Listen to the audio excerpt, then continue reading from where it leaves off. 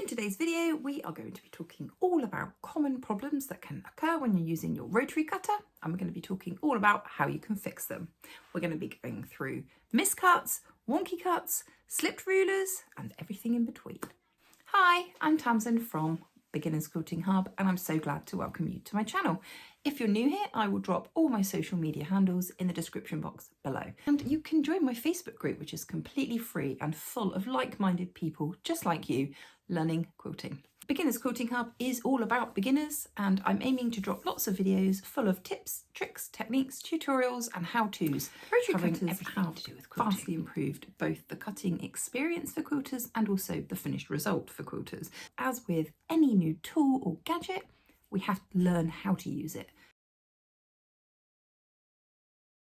I know as a beginner, very often the rotary cutter, the ruler, the mat can feel quite intimidating, but I'm hoping that through these series of videos that I'm putting out on my YouTube channel, I'll show you that actually as long as you master the basics and you think about the things that might go wrong and put things in place to prevent that, actually you can have a really good experience with cutting and using a rotary cutter, and actually you'll find things will speed up and be a lot more accurate than if you were to use scissors. The last video that I put up on my YouTube channel was all about scissors versus rotary cutters. I will pop a link down below in the description. But for now, let's get into today's video. Okay, there's a few things that you can do to set yourself up for success before you even think about cutting anything. The first thing is to make sure that you've got a nice fresh blade in your rotary cutter and that you've got a nice freshly ironed piece of fabric to work with. I've done that on this one, and I've also folded this one in half just so that you can fully see what I'm doing, and also it fits nicely on my cutting mat. The folded edge here is going to go along the bottom, and I'm going to line that up with one of the horizontal lines on my cutting mat just so that I know that that's nice and straight. And then this overhang here, we want to cut that off and have a perfect right angle here with a nice straight edge. So I'm just going to do that first.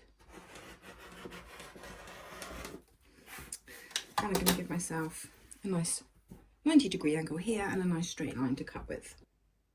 So do you sometimes find when you're cutting you end up with a less than straight line? You actually end up with a slightly meandering, wonky line. So let's have a look what might be causing that. Well, the first thing that might be causing that is that you're not using enough pressure on the ruler when you're holding it down to actually keep everything in position.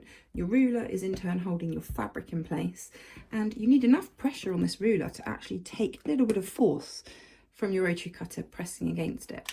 If you don't do that, you may end up moving the fabric, you may end up moving the ruler, and actually you can end up getting a much less than straight line.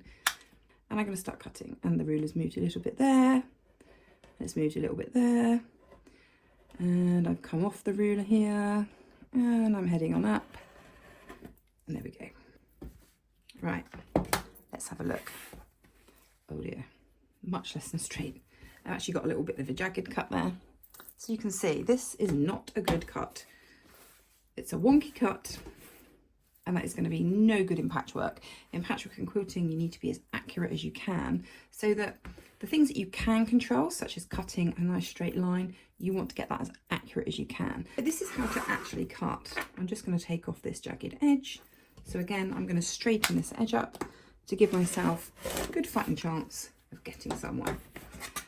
Now, I'm going to cut myself a 2-inch strip that I can actually use in one of my projects, and I'm going to show you how I would do this. I'm using a ruler that is longer than the piece of fabric. If the fabric was even bigger, I would pull out an even bigger ruler.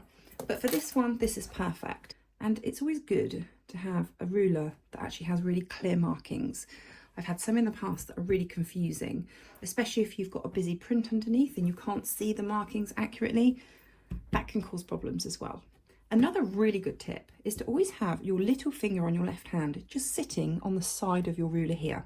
That way you've got a really good control of the ruler. Now you want to have your hand roughly in line with the bit that you're going to be cutting, and spread your fingers out as wide as you possibly can, and that gives you a really good base. And I'm going to be pressing down kind of firmly, probably as firmly as I can comfortably go. When you come to cutting, we're going to remove the safety. You need to make sure that your rotary cutter is absolutely perpendicular with your fabric, and you're going to just simply run it across. And the idea is to do it in one swift movement without stopping. When you stop, that's when things can start to go a little bit wonky. And there we go, a perfectly cut strip of fabric. Second common mistake that I see is when your fabric strip ends up slightly wider, either at the beginning, the end, or both. So I want to cut another 2-inch strip from my fabric.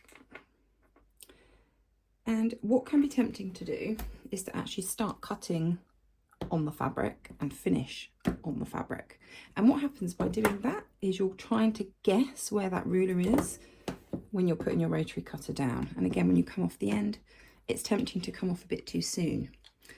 So for instance, if I start on the fabric here, I may do something like this.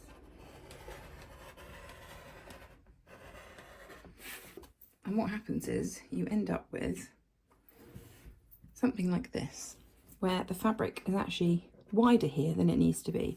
And again, I've done the same this end. Now to counteract that, what I would recommend you do is you place your ruler on and actually start cutting before the fabric and finish after the fabric. Now this is another reason why you want to have a ruler that is longer than the piece of fabric that you're working with. So I've measured it up. I'm going to do another 2-inch strip.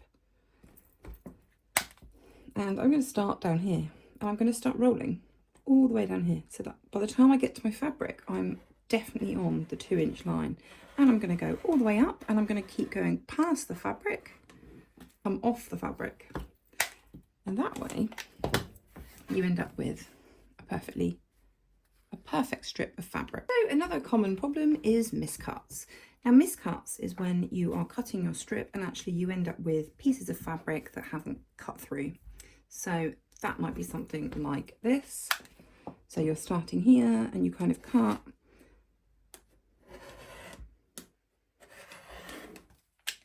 And then when you go to move your fabric, actually what you've got is something like this, where you've got miscuts. Now I've kind of overemphasized these as large chunks here. Sometimes it may just be the odd little nick, the odd little thread that hasn't cut. Now the temptation is to do exactly what I've just done there and go, it's not worked. What do I do now? Then you kind of try and put your ruler back on and try and figure out where to mark it. Well, the worst thing you can do really is move this piece of fabric here, because as soon as you moved it, it will be out of alignment and you'll never get it back 100%. So there's a couple of things that you can do. You can clearly see this hasn't moved, and even when I'm touching the fabric, it's all just moving as one piece. So the best thing to do is to leave your ruler exactly where it is and actually just do a second cut through. But this is before you've moved any fabric. So if I do a second cut, I can feel the bits that haven't cut, and that's done. There's a few things that can cause this. One is not having a sharp enough rotary blade. So if this is happening and it's happening more than once, I would definitely recommend switching out your blade and making sure you're putting a new fresh blade in. Another thing that can cause this is varying amounts of pressure when you're using your cutter. One of the skills that you need to really hone in on with a rotary cutter is practicing getting that pressure consistent every time. And after a while, it will just happen. But when you're first starting out, this is something that's new, and actually you're going to need to practice. So miscuts in fabric is actually incredibly common, and I think it's something that even when you've had years of practice can happen. It only takes a small lapse in concentration, which can be easy if you're listening to an audiobook or you've got Netflix on in the background and actually you just lose a bit of concentration, and the pressure on your blade or using your rotary cutter, the pressure on that reduces and you just miss a few bits. And it's also probably, it reminds me a little bit of when my sewing machine runs out of bobbin thread. You don't quite know when your rotary cutter blade needs changing until the rotary cutter tells you, and this is one of the ways that it will tell you. Now, there's a couple of things that you can do to help this. So if this happens, the first thing I would do is change my blade, and this would definitely be my telltale sign that my blade needs changing. So get that changed, get a nice fresh blade put in there so that you're ready to go, and try again.